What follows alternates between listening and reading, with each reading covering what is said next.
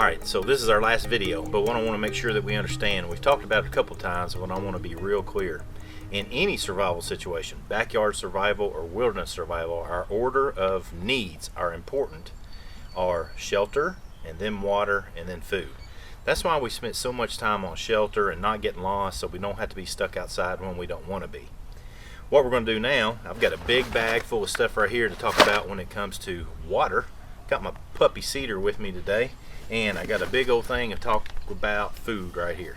Now, if you're not aware, the water that you get in your house or your apartment is cleaned by a water company. So they put it through this really important process so that when you turn a water spigot on at the outside of your house or apartment, or you turn the water faucet on inside your house, that's going to be clean water that you can drink. And so if we're going to get water that we find out here, we have to do something to it to clean it. We have to have some sort of process that's very similar to what the water company does, but what they use is very big and very expensive, and we don't want to do that. So we want to have something that we can have in our pocket. So I've got several things that we can utilize right here, and I'll show you what those are, and then we'll get into some food. The first thing that's real important is a water bottle. And every day of your life, you should be drinking water. It doesn't matter if you have a glass water bottle like this, or a metal one, or even if you have a plastic one. Just do something where you are getting water at your house every day, because that's what we call being hydrated. When our body is hydrated and has plenty of water in it, it works really well. If you're hydrated, that means you're going to go to the bathroom a lot. So you should be going to the bathroom and utilizing the bathroom a lot if you're drinking plenty of water. And so before you do anything for survival, you need to stay hydrated. So get plenty of water.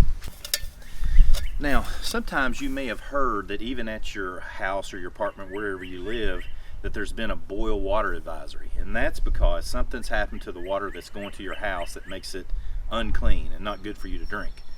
And that's a real good reminder that whenever we get water that's in the outdoors in a wilderness situation, whether we get it from a creek or a river or a stream or whatever, that we want to boil the water. So you can see I've utilized this cup right here a lot of times to be able to do exactly that.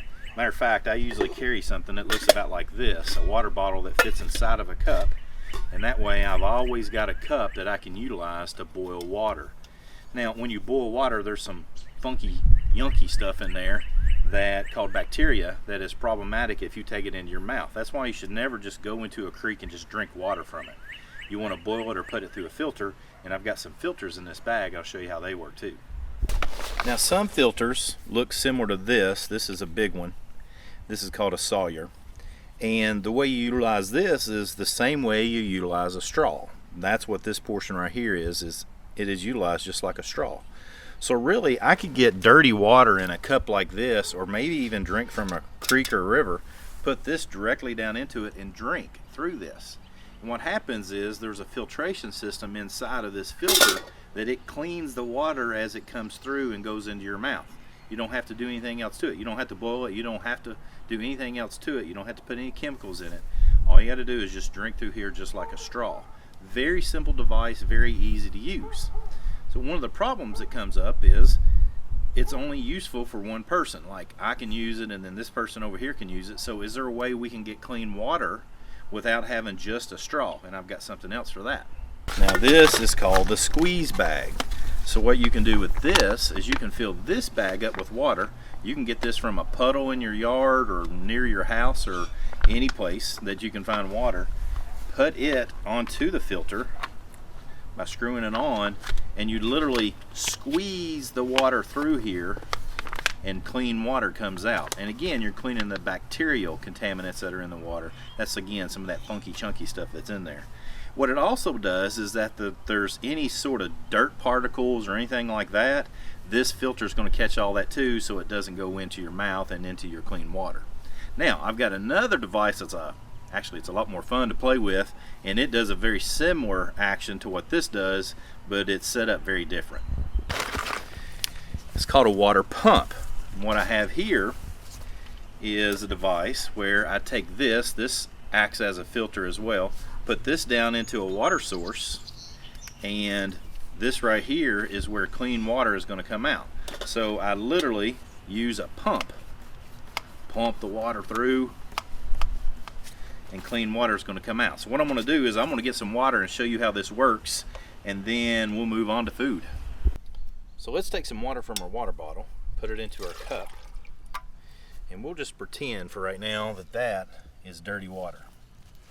So what I do with this device is I put this into the water, and this little part right here, if I was using a creek or a river, I could put this into the water and it would not get stuck on the bottom. This helps it to float. Then all I do is I pump.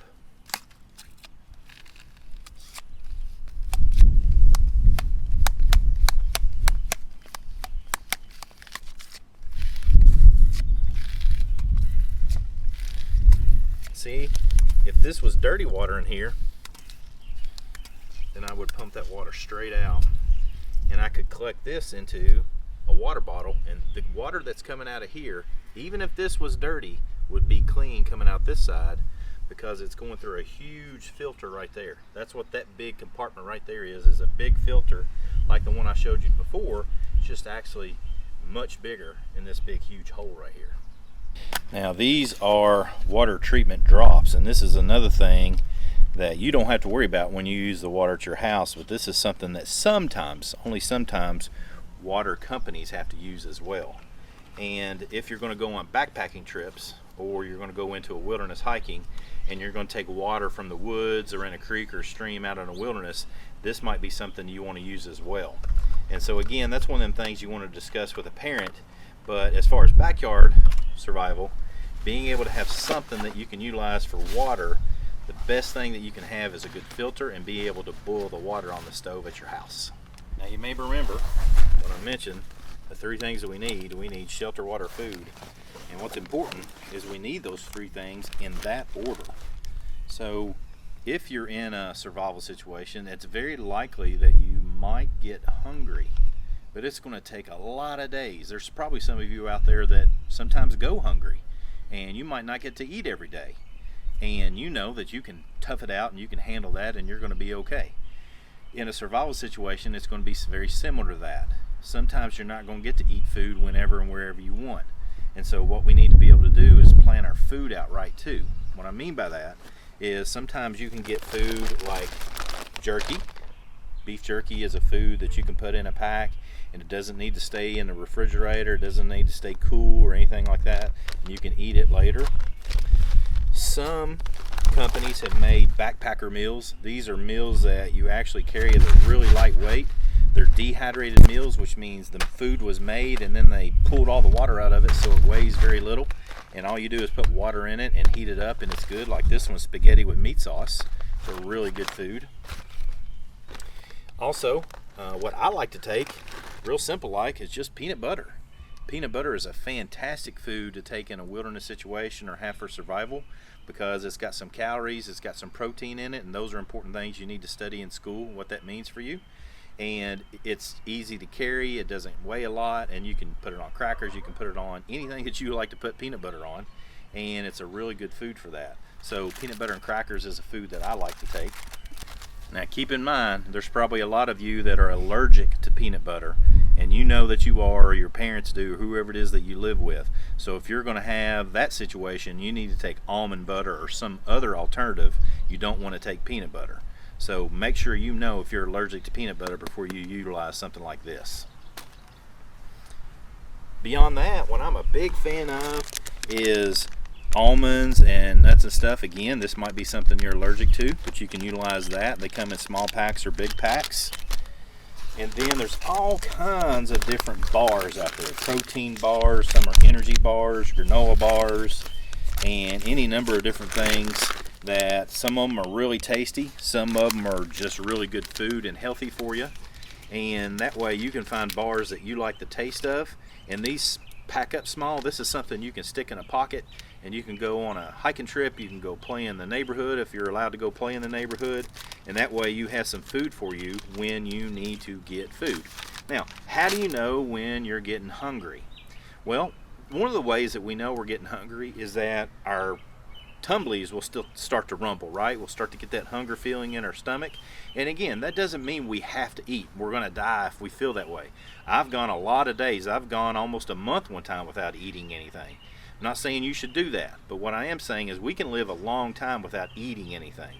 And so if you're the type of person that gets that hunger feeling and then you always get food right after that, then in survival you need to learn how to control that feeling. You need to know that if you're getting hungry, sometimes it might just be water that you need. So if you get that hunger feeling, just drink some water, because it's a whole lot easier to get than food, and that way you're going to be able to stave off that hunger feeling and be okay. Now, one of the things you might notice that happens sometimes is that you might be playing really hard and sweating really hard, or maybe you go on a hike and you just, all of a sudden, you just feel real tired all of a sudden. Now, one of the things that could cause that is that you've lost a lot of energy, you've lost a lot of nutrients in your body because you've sweated them out. And again, sweating is good. It's just part of the body process, right? It's really good for you to sweat. And some people like to take Pedialyte or some electrolyte powder like this. Some people drink Gatorade and things like that, and what that does is it puts some of those nutrients back into your body so you get that energy back and you can keep going. Now, one of the things that I like to do is I like to also utilize edible medicinal plants that I might find around me. But for you, you really need to get some really good books or study with somebody, a good teacher that knows their edible and medicinal plants out here before you start doing that sort of thing. But just be aware that most people, like our yard right here, is full. It's all kinds of food here, but there's some things that are very toxic to you and will make you sick. So you need to make sure that you know what you're eating before you pick anything up in your yard and utilize it. Hey, so this has been a great series on backyard survival. We kind of went over to one of my friend's house. We went over to another friend's house that was out in the woods, and we've looked at all kinds of different things. So the main thing I want you to know is that in order, this is what you need to be able to stay alive. You need shelter, you need water, and you need food. The beautiful thing is wherever you live already is your shelter, so that's fantastic. But if we have to do something where we do survival in the backyard, then I've shown you how to build a shelter, right? I've shown you how to utilize some devices to get clean water and how to boil water. And I've also showed you some food sources, some things that you can have on hand that you can utilize for food. The big thing here is anytime you want to go anywhere, and this is very important, you've got to listen to me on this. Tell somebody where you're going, when you expect to return home, and who's going with you. And if you get lost for some reason, then you need to sit down and wait for search and rescue or your parents to come get you. Very important that you do that. If you're in a neighborhood or if you're in a wilderness area, that's the best way that you can stay safe. So this has been Craig Caudill with Nature Reliance School, trying to help you with backyard survival. Many thanks to Jessamine County Public Library for making sure that all of this has happened. Go check out the library. They've got books on all kinds of stuff that can help you teach the things that I've talked to you about. Come on, join in. Let's learn together.